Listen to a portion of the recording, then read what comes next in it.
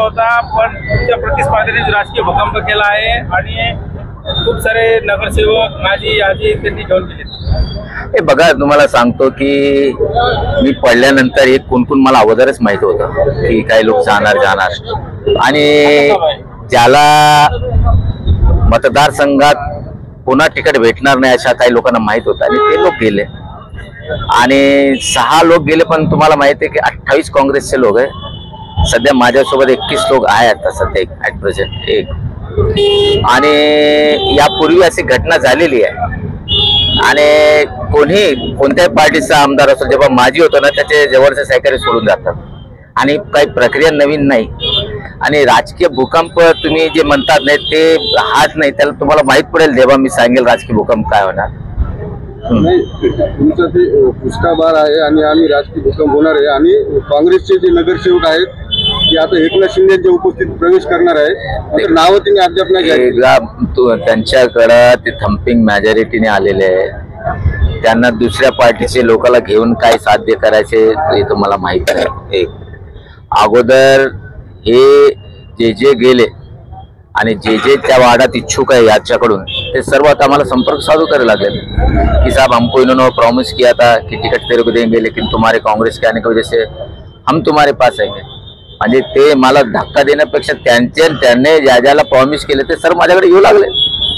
आणि ते बघा, पैशाचे आमिष कामाचं आमिष जे दाखवत आहे काही लोक जातात.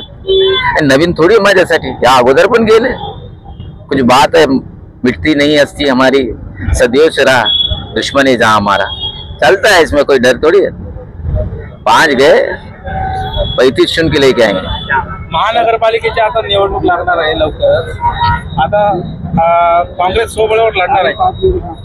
सोबळाच्या सगळीकडे वारा चालू आहे. काल आमचे 21 नगरसेवक जे आहेत ते आम्ही सर्व बसलो होतो आणि आमचे जे राष्ट्रवादीचे राजेश टोपे भैया आहे त्यांच्याशी आणि भास्कर आंबेकरशी बोलू आणि करू काहीतरी त्यात कसा मार्ग निघता येईल. जसा मुंबईमध्ये शिवसेनेचा जोर आहे तसा जालन्यामध्ये कैलास गोरंट्याचा जोर आहे. खरंय का?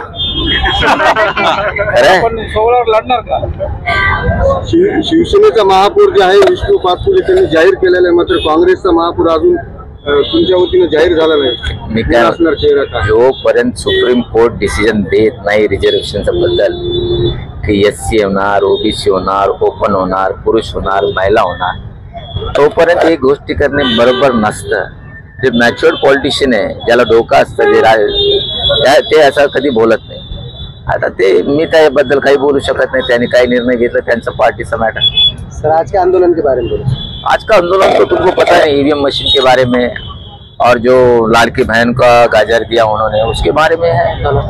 और तुम देखो काफी लोग हैं आज, काफी संख्या में लोग हैं. ओके.